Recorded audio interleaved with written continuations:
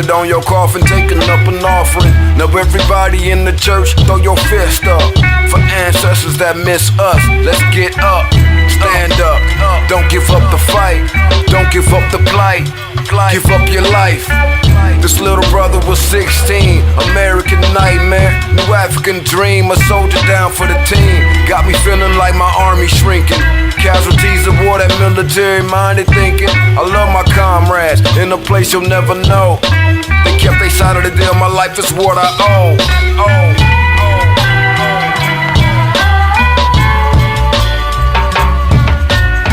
And I remember the day I told you about New Africa. The look in your eyes when I told you about that massacre. And I remember the day you told me about the plans he made to move your mama and your granny to a better place. It's so sad with no dad, he showed that he still had a gift that could give back. The drive that most young cats just don't have, and so prepared to follow his own path. This is the net turner of our city. This is the net turner of our city, Gabriel Prosser. You know what I'm saying? We just seen the birth of a nation. Great movie, man. I just got to shout that out. Revolutionary greetings, man. It's Haki, Kweli, Shakur, August 3rd Collective, New African People's Liberation Army, man, New African Independence Movement. And I'm out here today. Finally got to get out here to check out my revolutionary father, Gabriel Prosser's historical marker, man. Check it out, man. This where the rebellion popped off at, man. This where the great ancestor and his comrades were supposed to cross over into Richmond and take over the city and destroy the capitalist system of slavery, man. Check out the sign. Also, man, the rebellion was put down by two rats who switched on the whole thing, man. And one of the rats' name was Tom and Pharaoh. That was the name of the two rats who put the rebellion down, who went and told the slave master about the rebellion. You see what I'm saying? This is where we get the word Uncle Tom from. See, a lot of people got questions on where did we get the word Uncle Tom from? Well, here go one of them. Tom, a black cracker, a sellout, who went and told the slave master what Gabriel Prosser and all of them was going to do. While I'm out here, man, let me pour out some libation for our great ancestor, man, and his comrades, man. Ashe, man. I just want to shout out to the elders right now, because the elders are the main ones that support me. The elders, I gotta say that right now. I gotta give them a big salute, because I'm up here at the Gabriel Prosser, you know what I'm saying, rebellion. You know, on Brook Road, Richmond, Virginia. Y'all see the cars passing by and all that.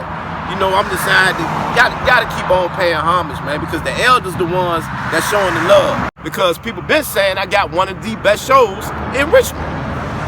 So I'm thankful for that. Off of something I created.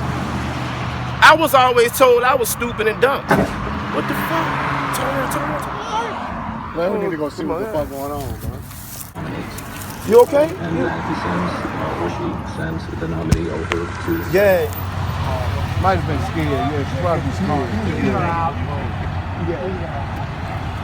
Oh, so there's no mechanism really. Now, I'm gonna tell you how the ancestors work, because some amazing stuff just actually happened, man. This is real, this is no lie, even while I'm filming. You know, I'm seeing a lady, you know, actually I ain't seeing her, but she's coming down right here. You know, just coming down the street. And actually she goes slow, like she fell asleep and she hit her car and fell in the ditch. You know, so this is an older white lady, could be no more than 70 years old. Or might be a little older than that. I'd say probably 75 or 80. So me and my brother, we go rush over there to check to see if she's okay and she's conscious and everything. And you know, come to find out she was conscious, call the police for her, you know, she's doing all right. Seeing that and witnessing that of how powerful this area is, you know what I'm saying? I mean, this was some powerful stuff we just seen, you know. And people say like, oh, yeah, man, they pro-black, man. They don't like white people. They don't like, me and my brother just helped an older white lady out. You know what I'm saying? Like I said, we not racist at all. We just helped the older white lady out. And you know, the police came, and this is the amazing stuff that happened, right? I wish I could have had this documented, but the police they couldn't document this, but they came, and so they asked us, you know, what had happened and different things. You know, did we see everything? And we told them, yeah, we seen everything. How she came down the road and she crossed over. She said she tried to make a U-turn and she kind of like went into the ditch and messed her car. So, you know, the police was just checking her out, seeing if she all right and everything. So next thing you know, the police asking us questions and different things like, what are y'all guys doing out here? You know, this and that. So we tell them, we point to this sign. This what we doing out here, sir. So he said, oh man, he said, what is that about? I said, this is the Gabriel Prosser rebellion. I said, you heard of Nat Turner, right? He said, yeah, man, Nat Turner, you know, came out, you know, last week. I heard of Nat Turner. I said, well, this is the Nat Turner, but I said the Gabriel Prosser. He said, who? Gabriel? He said, man, you know what? I never heard about that. You know, and I'm just saying, this was a white cop, and we had black cops and different things out here saying the same thing too. So a lot of people don't know who Gabriel Prosser is. What we just seen was just incredible, man. I mean, just by me and my brother, we just helped out an older white lady. You know, I swear I thought she might was asleep or something happened. I didn't know if she was conscious. I didn't know nothing. You know what I'm saying? So we ain't bullshit, man. Let's flash that camera around right quick and see, tell the people what's going to see. All right, we can turn it back. By us just doing this video out here, we just seen this, experienced this. But see, the police, they didn't know what we was really doing out here. Until we explained what we was doing, we gave them a history lesson.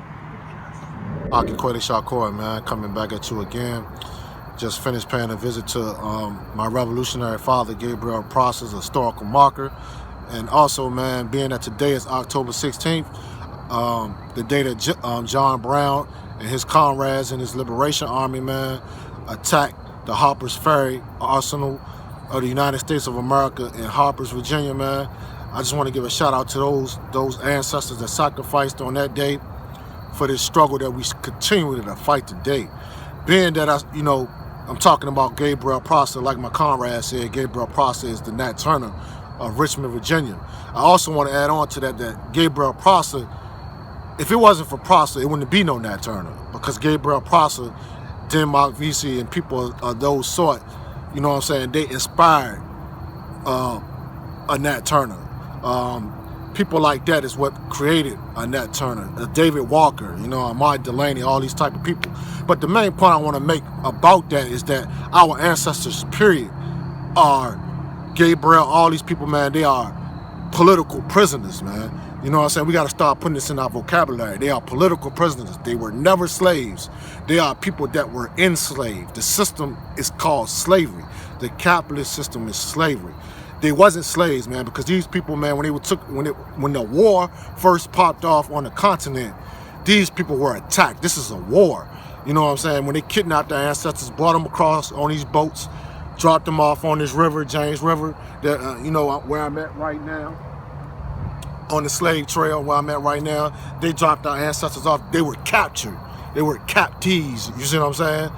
This was a war that took place on our ancestors in the motherland. So all the struggles of then in slavery and the time they got off those boats to now, they've been political prisoners, man. We got to start using that in our vocab, because why? We are a nation of people. You see what I'm saying? When they brought all our ancestors over here, man, we became a new people. We became a new nation, a new African nation.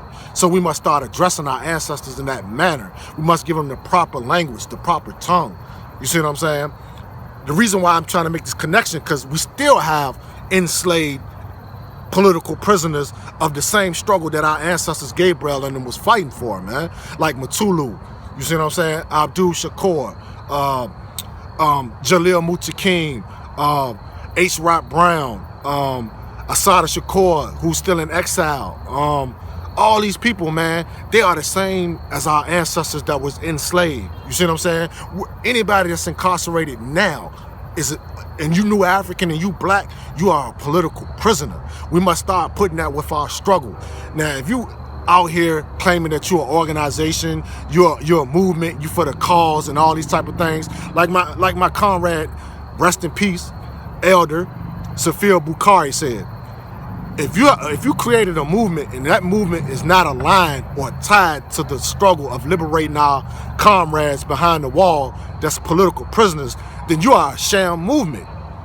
And this is an elder who sacrificed, who started the movement to liberate our political prisoners, man. Sophia Bukhari, she actually escaped from a prison here in Virginia. You see what I'm saying? See, the point I'm trying to make is we got to start speaking in a political language, start speaking as a nation of people.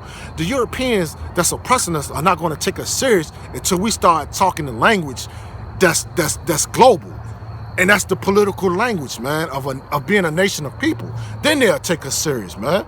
So I just want to, elaborate on that for a minute, because a lot of our people out here are starting movements and not educated politically. They're not revolutionary people. You see what I'm saying? They're not thinking with a revolutionary mentality because they're not teaching political education. They're not learning political education.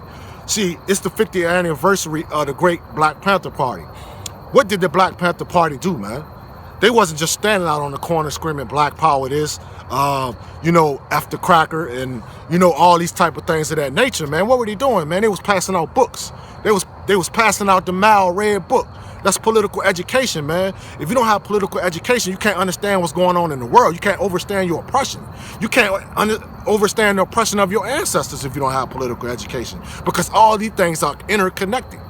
We are the same. We still fighting the same struggle of our ancestors. That's for liberation, independence, self-determination, self-government, man.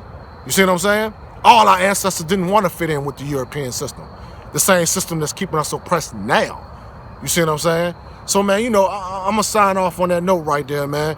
You must get politically educated, man. If you start a movement, man, learn about your ancestors, man. Learn about the provisional government of Republic of New Africa. Learn about all our political prisoners that's captured now. You see what I'm saying? All our people that's enslaved under the 21st century system of slavery that's been continued from the slavery of our ancestors, man. So, I just wanted to hit y'all off with that on this day. Salute to the Black Panther Party, man. 50 years. You see what I'm saying? Salute to Gabriel Prosser, man. Salute to John Brown and all the combatants, man. All the revolutionaries out there, man. I'm going to sign off, man. Haki, Kweli, Shakur, man. To see the Gabriel Prosser. Salute. And now remember the day I told you about New Africa. The look in your eyes when I told you about that massacre. And now remember the day you told me about the plans he made to move your mama and your granny to a better place. It's so sad with no daddy showed that he still had a gift that could give back, the drive that most young cats just don't have, and so prepared to follow his own path. So rest in freedom, little Bobby Hutton, and all my little Bobby Hutton.